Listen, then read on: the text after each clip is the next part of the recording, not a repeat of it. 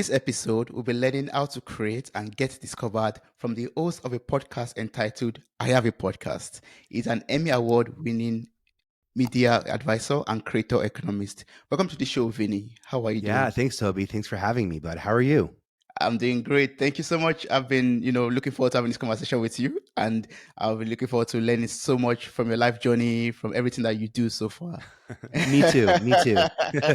Yeah, I'll try to learn how to win an Emmy award also. so, Yes. so Yeah, I'm big on. Thank you so much. By the way, here, let me move my big head there and to the left. If you're watching on YouTube, I like to point out these little statues. I worked so hard for 25 years in TV and turned around last year and realized that I was not, a decorated award-winning producer. And the reason is because I didn't apply. I Mhm. realized like I don't have an Emmy award because I never applied. Wow. And there's almost shame, some of that. There's like some ego or weird shame where it's like, am I worthy of the award? And I had to get it past me. It's not about me. I didn't win the award. The project that I worked on won the award. And that project is a message I really, truly care on. And I'll never, ever stop applying for awards and helping people win awards who want to use those awards to leverage their successes in even maybe their failures to make this Mm. world a better place. Like awards are worthy of winning if you're going to use them for the better. Yeah. Actors, film stars, and they win awards because it signals to film financiers that the audience is connected to these people.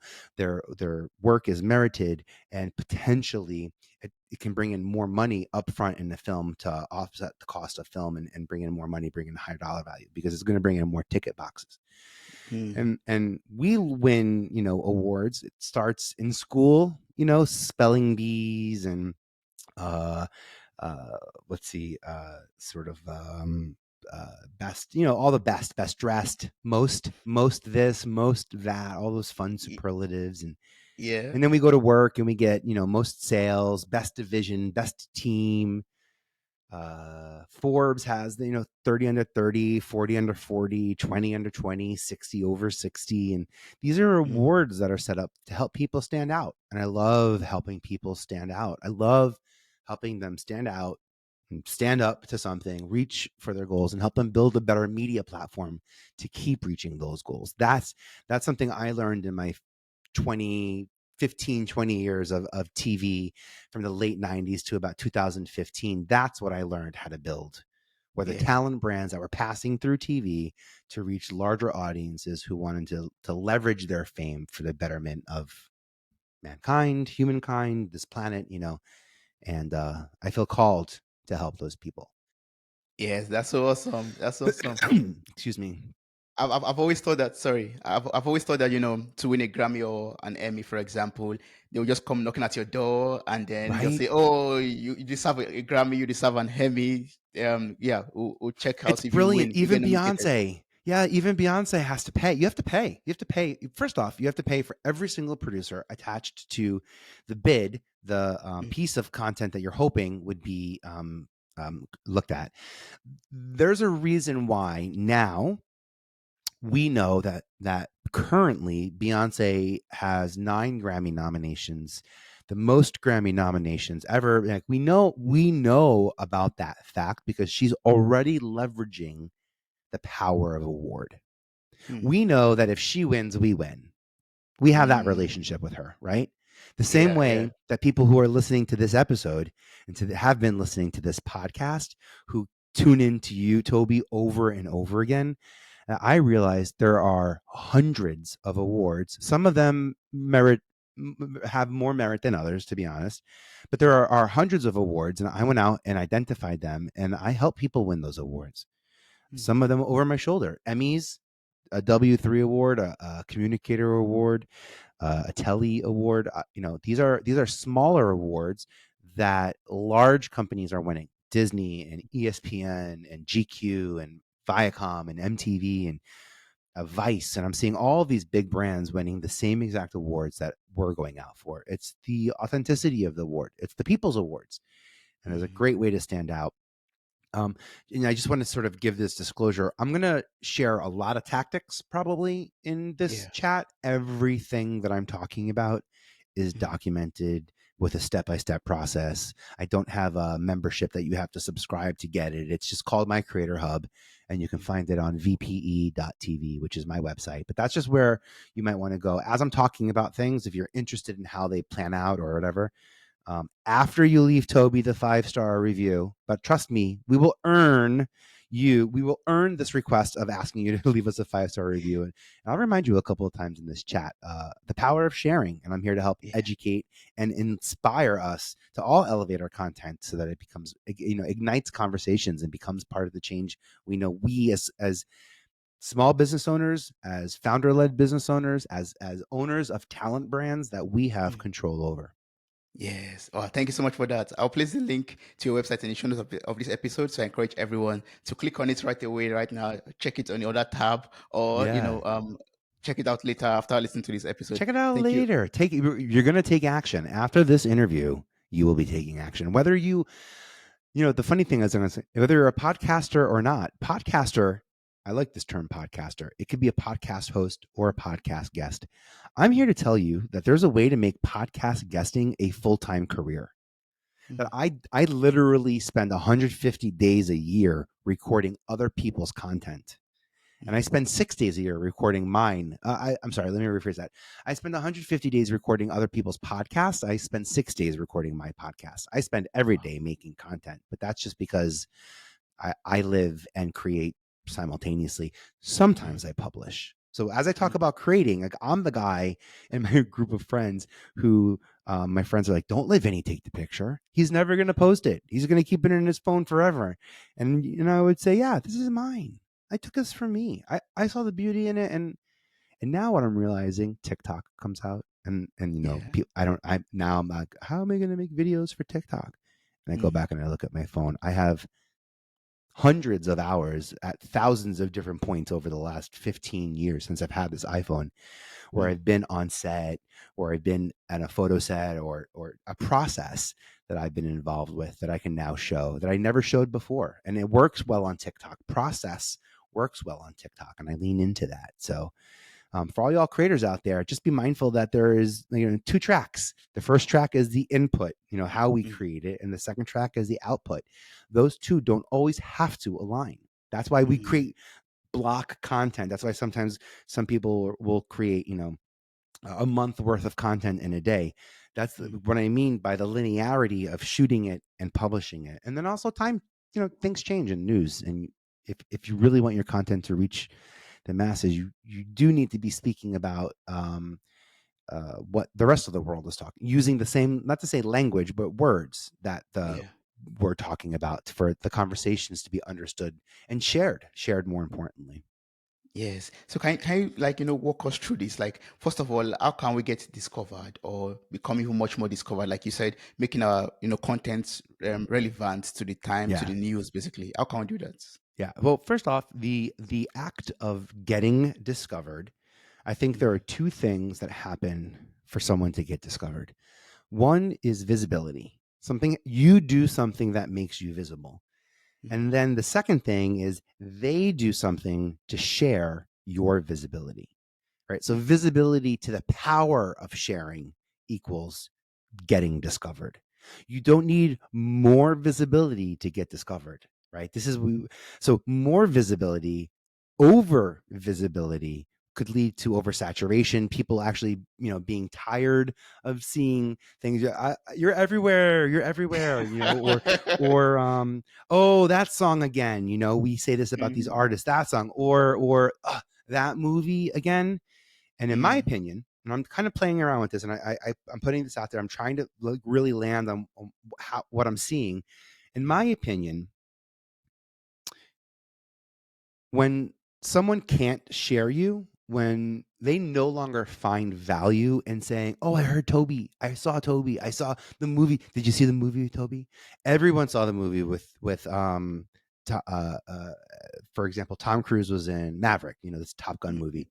Yes. There was a moment where it was cool to tell everybody about this experience. And then there was a moment where it seemed like everybody had access to that movie. Mm. And in that oversaturation of visibility, when we ourselves no longer find the value in sharing that person's existence or that project's existence, or taking that person and putting it into someone else's existence, when that no longer serves us, the defense mechanism in us turns off, and we say, well, if it can't serve us, then we don't like it. Mm. Yeah, he's great, but if I can't tell everybody he's great, then Yeah. What's in it? what's there? There's an ego piece to, and I'm not saying the way I said that, it made it sound like maybe some people don't truly just love being entertained. Entertainment is not discovery. Entertainment is not sharing. Entertainment is you're sitting down watching, you're being entertained. Mm. If I'm helping you share it, that's a different thing than entertaining. Entertaining and education are required differently, a different skill set than the type of content I'm asking you to share. We don't share education, we share our experiences in education, we share facts and small pieces from education, we share our test results, we share our homework, we share, I can go on and on and on about the things we share. But Yeah. when we're being educated, we're not Mm. being asked to share, we're not being asked to have output, we're being asked to have input. The same as Yeah. entertainment, right? I worked at Mm. MTV. I remember hearing, come back after, well, right after these messages, we'll be right back. Don't move, don't change the channel, we'll be right back. Yeah. Because we believe that this content is the most important piece, which is why we show up to be part of it. The truth is, in television, if no one watches those ads, no one on that network has a show. So Mm. what we're doing is begging you not to change the channel, because those ads are really important. And we're not going to make it our job to push those ads, because the network already is. So we get to, stand and be uniquely and identifiably ourselves, which is why Mm. no one can be you Mm. better than you. No one can be you better than you. Um, and the more you lead and the more you stand in the front, the more your shadow hits other people, and the more other people will try to duplicate your success and will try to buy your size sneaker to fit into your footprints to success. Like they think the That's shoe true. had something to do with it, not Mm. the 15 years of training that, you know what I mean, or the Yes. or Yeah. experience that got you to where it is. They see the tip of the iceberg, not the bottom piece. Mm. And I realized that in working with these people at MTV, because I got to work with a lot of celebrities who were already celebrities, who wanted what we want, to be seen, to have control over our voice, and to have control over what we say, and not have to be edited by all of these other platforms and shows, and other people's point of view on us. Ashton Kutcher on Punked, the Osbournes on the Osbournes, Jessica Simpson and Nick Lachey on Mm. Newlyweds, Ashley Simpson on the Ashley Simpson Show. Like, I got to work with celebrities who didn't have control over their narrative. We're lucky. We don't have the amount of Yes. eyeballs that are on us, and I think that they had, that they couldn't control their message. We're growing at a point in time now where we're creating podcasting. I think you said over 150. How many Yeah. episodes? How many? 168 One right is now. That's amazing. But if that isn't enough for your listeners, if you have been listening to 168 episodes and you have not left a 5-star review, let me explain now the value of that 5-star review. It's not even in leaving Toby a 5-star review. And also, it's not even just about like stroking my ego and letting this be the episode that called you to action, to leave your footprints. That's the coolest thing. It's like a fingerprint. It's a footprint. It's like, I've seen here, I've listened, I've participated, I've been in these conversations. I invite Toby into my head every week. I'm listening to the voice. There's no better way to share two things. One, our appreciation for what we do by leaving the 5-star review, and then by taking a snapshot of that 5-star review and sharing it. Share, share, share. Sharing is the ultimate action. If I did a good job, if I do a good job on my test, what do our parents do? They share it. They put it on the Yes. refrigerator. They tell, when we do a good job at school, what does the school do? They share bumper stickers with our parents. Oh, my Mm. son is student of the month. There's this. Yeah. This is how we share and discover and increase our visibility. And in that visibility comes sharing. Oh, my son is that. Oh, that's an ego. I pointed out earlier, part of discovery is feeding the ego, and feeding the ego. If you let someone discover you, that's powerful. And here's how you Yeah. use what I'm saying, by the way. So I'm saying two things. One is you have complete control over when and how you get discovered. So I want to point this out. I live in New York. I could run around Manhattan trying to meet people all day long, or I can stand on a specific corner of Manhattan in Times Square and wait for thousands of people to pass by me. And I promise you, I've done this before. I've spent hours scouting at it for single people, for Millionaire Matchmaker, and business people for this show, and all these different types. If I stand still in Manhattan, I meet more people. If I know where I'm supposed to be, if I know how I'm supposed to show up, and this is maybe law of attraction, law of reciprocity, there's law of abundance that I'm speaking about a bit here. But I know that if I stand on the corner of 45th and Broadway, right in front of MTV, that I would meet thousands of people that could qualify to come into the studio. And if I needed 100 people to fill an audience, I would not run around Manhattan trying to find them. I would go right in front of and I did do this, right in front of the studio. I'd wait to see who passes by me. I'd let them know about the opportunity. We do a little background check and make sure everything's cool. Families and kids groups and stuff like that, and get them into the studio. And that's just been a way that I've looked for opportunities, and that's left me open to opportunities that I didn't even know ultimately I was looking for. I'm the guy who takes the scenic route on the journey. I'm a big fan of the scenic route on the journey. Wow, that's cool. And you nailed it, by the way. But going back to the award conversation, even Beyonce doesn't get a ding dong. Oh, hi, Mrs. Carter. Good news, you're suddenly nominated for. She has to spend thousands of dollars for every single. You have to ask to get that. There's not one person who ever received a Tony, an Oscar, an Emmy, a Grammy, the EGOTs. There's not one person who won those awards who didn't ask for them. Now, I'm not saying that the actor had to ask for them or the person, but someone asked for that award. You have to. There has to be compliance and cooperation. These people don't magically get. By the way, also, in 1979, Mother Teresa won the Nobel Peace Prize. First, they reach out to her and they say, would you be open? Would you be okay to be nominated for this? There's compliance in it. That is obviously an extreme example that I'm talking about, where maybe someone does knock on your door. There are awards. So I want to take a step back, because now I heard what I said. There are people and businesses out there that are watching. I don't know the percentage of them, but I know that if you want to take if you want a winning strategy and you want to take control over your destiny with that winning strategy, I know that I can show you how to apply for awards and win awards and leverage those awards for more visibility, more opportunities, and more credibility, more authority. It comes in how you leverage them. And I have that over 100 from local Emmys to national Emmys. If you have if you're a podcaster by host, if you're a podcast guest, you don't even need to be a podcaster. You don't even need to own a podcast to qualify to be best podcast guest. If you're too busy and don't have the money to get into podcasting, don't have the time to get into podcasting or the understanding of how podcasting works, by being a podcast guest, it allows you to show up in your best, unique, most awesome self in someone else's house who has full control over everything that happens. We know what that's like when we're guests at other people's, for dinner, for the holidays. You do a little prep work. You got to know what the kids have been up to. You got, you got to know, what's going on. You do your research and your work.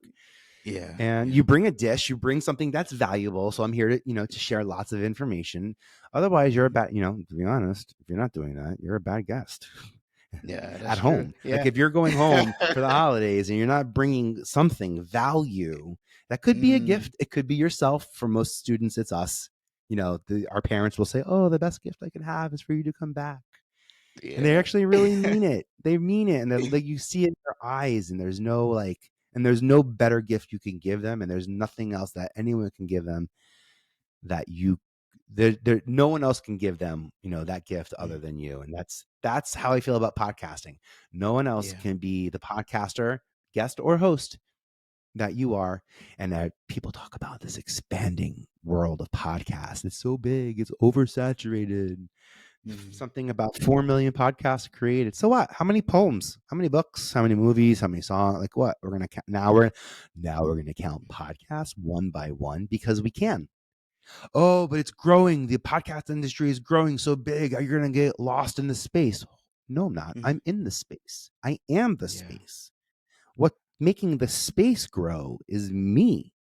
I'm growing in the space. That's what we're doing. And that's how the space gets bigger. So, no, I'm not growing into something that's growing larger than me. I'm part of what is growing. That's why I Yeah. really feel like these, I laugh sometimes. NASA, they send like radio signals out to like other planets now. Like we're Mhm. beaming audio signals everywhere. Podcasts will live forever. They have the ability to last a very, very long time. I Yeah. wish that I could go back in thousands of years and listen to conversations and stories and all the folklore and fairy tales that we're sort of served now. And I'm even looking at Yeah. cave paintings and Bible verses. I wish we had the ability to go back and listen Mm, in on some of these conversations. What we're doing now is really cool that we're recording conversation amongst us. And it's not mhm. necessarily news, it's journalism. We're not Mm, reporting on something, we're journaling it. And I really, yeah. really, really love the power that podcasters have, especially you own your show. Like Nick Cannon don't own Wild 'N Out. The Osbournes Yeah. didn't own Osbournes. Like we own this intellectual property. And in the future, Exactly. because we've been in this long enough, we've seen how many platforms keep popping up. So there are Mhm. only going to be more. So like that sounds good for Yeah. me. I worked in TV when there was like 20 channels and then 40 channels. Mm, And then everyone got like, a plus, plus, plus, and where we're mm. at now, even Yeah. more here. The more great content we create, they're going to need new episodes and they're going to need archival content. They're going to need libraries of content, Mm, of substance to mhm. support these things. So I'm really excited about the power people have now to stand out, to be visible, to control when and how they're being discovered. That's powerful. Yeah. That's Yeah. powerful. That's something you now can control. The ownership is now in your hands. And can you give it to someone else? Sure. Can you Mhm. wait for someone else to knock on your door? Or, like I sort of was brought up in a religious house, and I remember being told like you better have a direction, because if like you get called from up above and he tells you a direction, walk west. Like that's go That's a to the that's burning good. bush, jump and go Yeah. build an ark. Like I'm Yeah. good. I'm gonna hurry up and try to find my life purpose so that I don't get called to on someone else's journey. I got to make sure I quickly figure out my life meaning, so that Mm, I can live up to the greater plan that is the cooperation and collaboration of all of us on this planet mhm. together. And what we do as Yeah. podcasters matter. How we talk to each other now really matters in the future, 2 5 years from now. How businesses conduct, how people are hiring people Mm, from Germany, India, all over the world, where salaries are sort of predicated on cost mm, of living. That's mhm. going to change. We have this awareness of how big the globe is and how connected and not connected we are. I Mm. don't think we really truly understand how close we are to each other, and podcasters are going to be the first ones to find it out, because Yeah. podcasters are the best of the best of all industries. By the way, that no one owns podcasting, right? People, there's categorical leaders in telecom and TV and science. There are big businesses, search, like there are big businesses that own majority of those industries. and Mm. and and what podcasters have the ability to do is unlike anything else that's out there. Yes, yes, I'm so happy about that, and I love what you said earlier about growth. Like, you don't say the market has been saturated because there are millions of podcasts out there, but Yeah, believe that you are the growth. You are what is making it boom, basically. that's Yeah. it. And here's the proof. Here's the proof. I'm like an economist. The GDP got bigger. You look at career the titles got added to the job. The podcaster is actually a credited job title now in the creative industry. If you go to IMDb, you can be an actor and act in the creative arts. Not like you can obviously be a director, and there's a ton of um, titles like that. But in terms of performing, it's actor, actress, self, and now it's podcaster and musician. We've created more than just an entire market of content. We've created an ability to stand out as business leaders who are excellent communicators. That's who Mm, podcasters are. It's an industry built on the best communicators from every vertical of career field that's out there. yeah. I appreciate the podcast industry. I love how the podcast industry fractures the economy. That is Mm. pretty awesome. Yeah, that's awesome. Yes, yes. And for someone who is asking out there, like we're going to use podcast as an example. How can we like then use what we have, our talents, like podcasting, for example, Mhm. to build a sustainable brand that stands out in the saturated market? How can Yeah, I in make my podcast pieces. big? Mm, Yeah, you do it in pieces, right? So, like maybe before you get your show on TV, think of ways that you can take segments or clips from your podcast and start servicing them. Find a network that you might really truly love being on. Find a show that's a 30-minute show, a 60-minute show, and ask them if you can send them a 2-minute segment. Say, hey, actually, here I'll give you. Instead of theoretically, I'll give you exactly what I would do. So my sort of like five, it's like a five, it's not a 5-step rule, but it's like the rule of five, I call it. It starts off with two. I've done these two things already. You missed out on. Here's, for example, I recorded with Mandy Moore and I recorded with Danielle Fishel when I launched my podcast. I'm about to sit down with Diane Von Furstenberg, and I'm curious if you would have any questions that I should ask Diane, since I'm about to sit down with her. And then also and then next month I'm sitting down with I don't know, make Ananda Lewis and Jamie Lynn Sigler.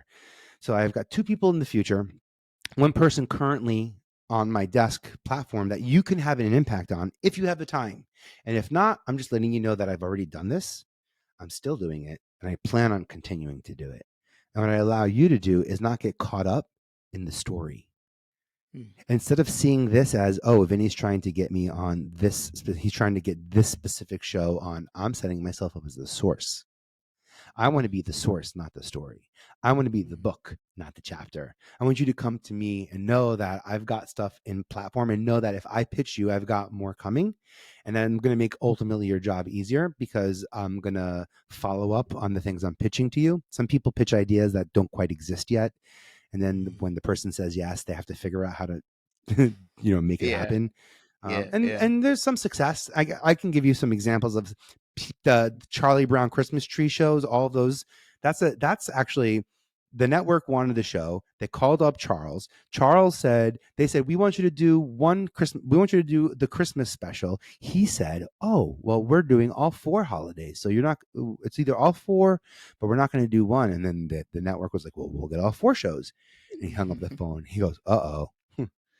They want one show. I told them 4. We weren't doing any of it. So we got to hurry up and quickly kind of get into it.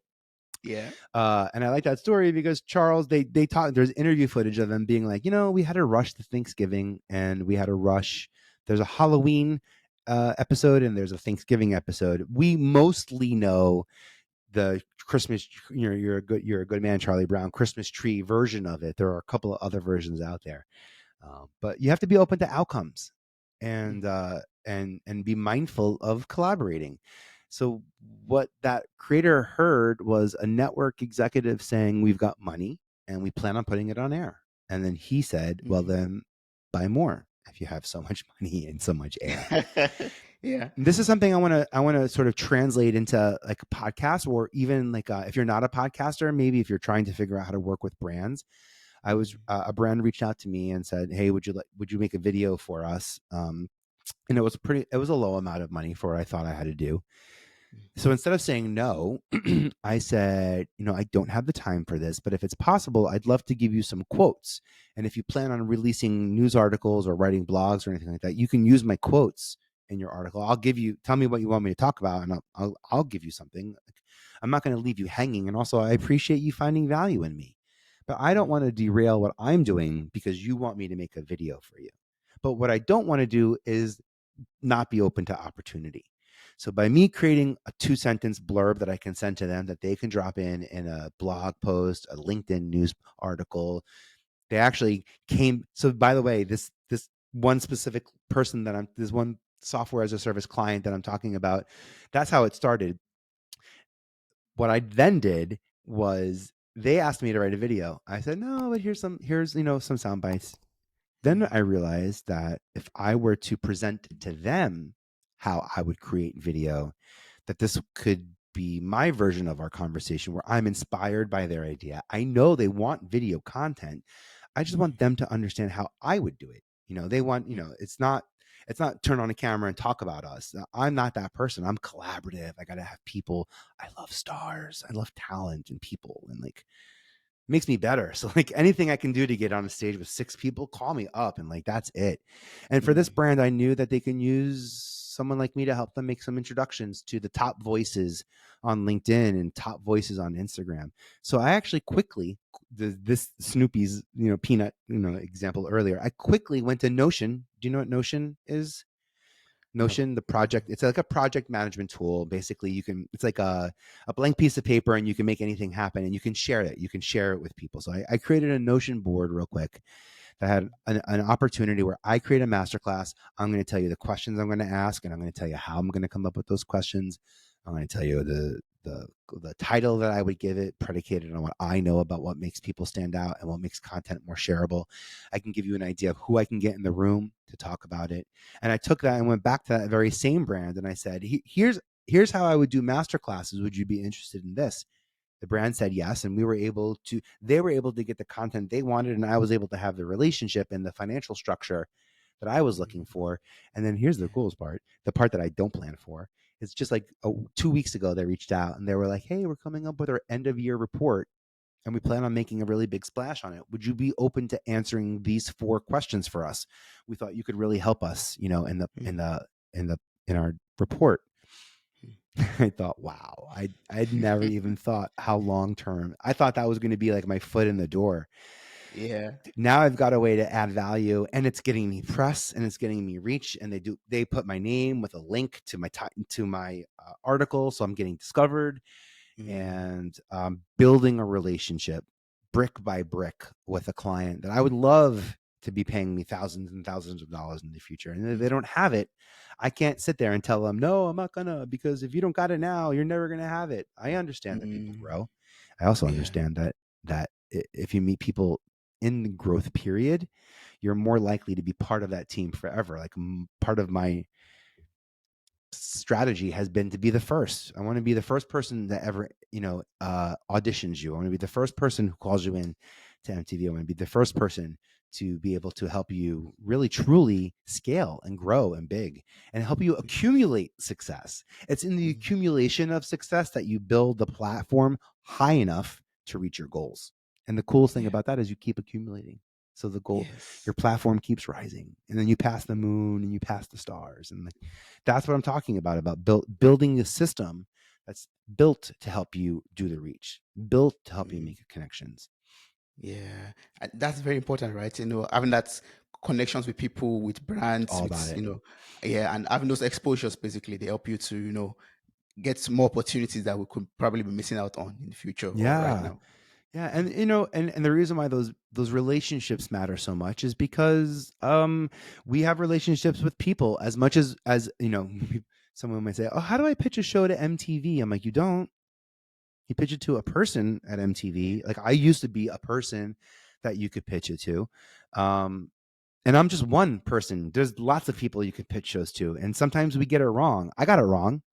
Wilmer Valderrama pitched me Yo Mama. He said, "This is the show. It's Yo Mama and 2 teams, and we're gonna it's a comedy show back and forth." And maybe I got picked on as a kid or something. Something I was like, I don't know. I don't know. Maybe not. I remember like I love that guy. I was like, maybe this is, I don't know. Maybe I just don't get it. And but I didn't. What I didn't do is stop him from pitching it. I have a counterpart in LA. His name is Danny Villa, and I said, sit down with Danny, share with him the idea. By the way, Danny has a sillier, goofier sense of humor. I have a wry, dry. I'm like a New York sense of humor, and he's got the Florida sense of humor in California. Like, I know we have unconscious biases and triggers and things that we think we know. So I surround myself with people who know more than me, intentionally, emotionally, and creatively, to round myself out, to not have imposter syndrome sneak in, because I'm so supported by the people around me that I'm not thinking about me. I'm thinking like, let's see. I don't know what the word for imposter syndrome is when it's like other people, like, like, are they?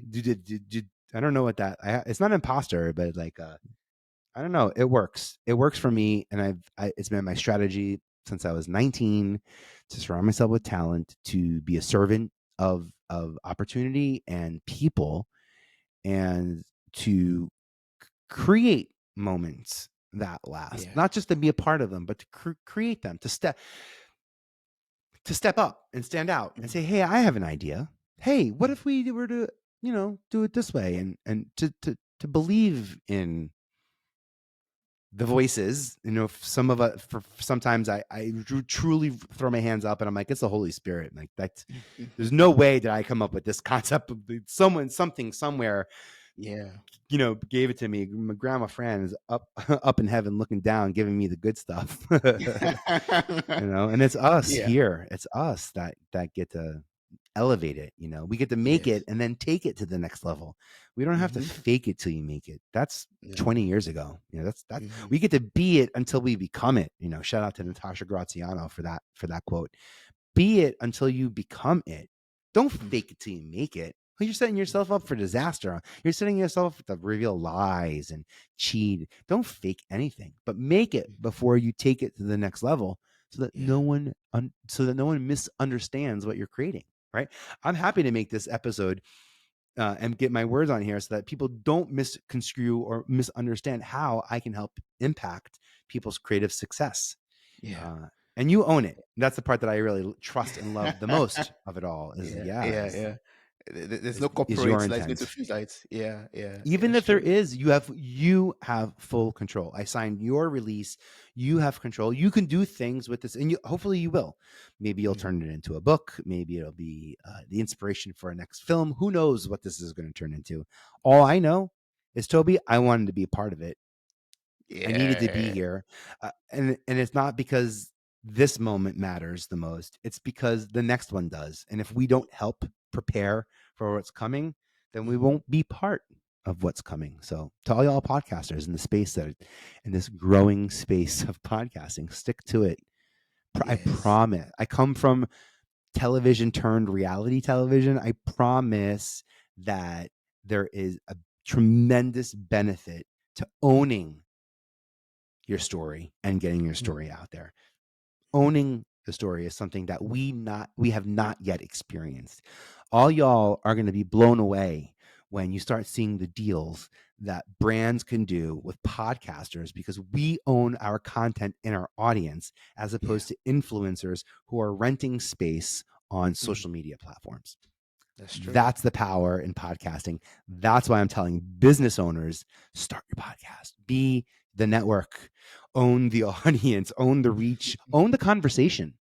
That's what Yeah. you want to sell a TV show to any network, by the way. Lifetime, for example, you sell a show to Lifetime.